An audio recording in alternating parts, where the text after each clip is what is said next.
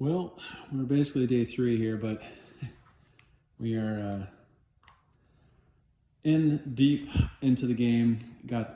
Trying to figure out the visor and the ball kick out.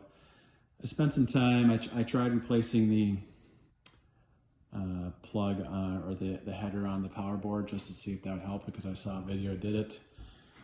Hour later, then the power board wouldn't even work, and I was like, shit. I had to resolder a couple of the capacitors back. I must have did a bad job or banged them too much, because I spent about 2 hours trying to figure out where the bad link was and put it back, and now it powers up again, so I'm back to where I was. I played around with the ball eject a little bit. The ball ejects these 2 pins right here. This is like the back one, because this holds 2 balls, and the second one, if those 2 are in there, it reads the 2 balls, so it knows to kick one out. Well, the switches were testing good. All that was testing fine. And I tested like all the switches, and a couple of the switches are suspect. But I was reading basically online sometimes that like you need to like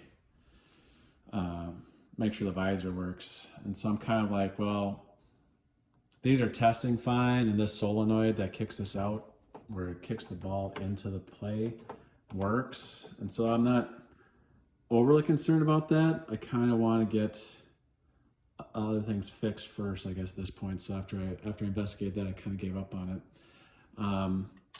So I went into the visor. So the visor is kind of pulled apart here, and you can see it's not on the play field anymore. I kind of wiped off some stuff in there to kind of clean up just a smidge.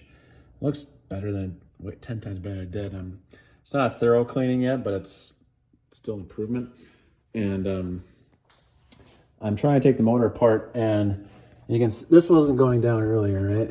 So that now goes up and down because I took the motor off, which is great. So that slides nice and easy. I'm not too concerned. The part is, this is the motor, right? And the motor, like, I haven't looked at it yet. I have to desolder this right side to get it off, and so I can put it on the bench and look at it. But these 2 screws on the top are meant for adjustment. Like, they touch the black slider here, so it knows how high or how low it can go. And I open up and I look at the bottom, and there's pennies. They must have used pennies as a kind of a height adjustment. I don't know if I'm going to take these off because it doesn't hurt anything. I mean, you just adjust the screws and it's fine. You know, you would just adjust them a little lower, and you didn't need to add these pennies. I'm not sure. Maybe it's just their 4 cents. No pun intended. Crazy. I just thought it was funny. I'm going to take off this solder so this can get off and get it on the bench and see if I can get this motor to move.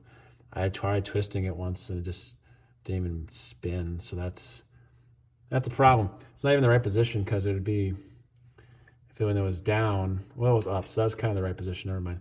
That was the right position. It was going to be towards the bottom if it was going to be down. So thought it was interesting. I'm going to check that out now and let that hang there for a second. And then now the soldering iron's on. Take that off. They put plugs on the left side, which I feel is kind of smart. I'm going to attempt to probably do that too, so I don't have to, if I have to take that off again, I don't have to go crazy. I just desolder and solder. So I probably am seriously going to do that. That looks more convenient. Yeah. Interesting times. All right. See you around.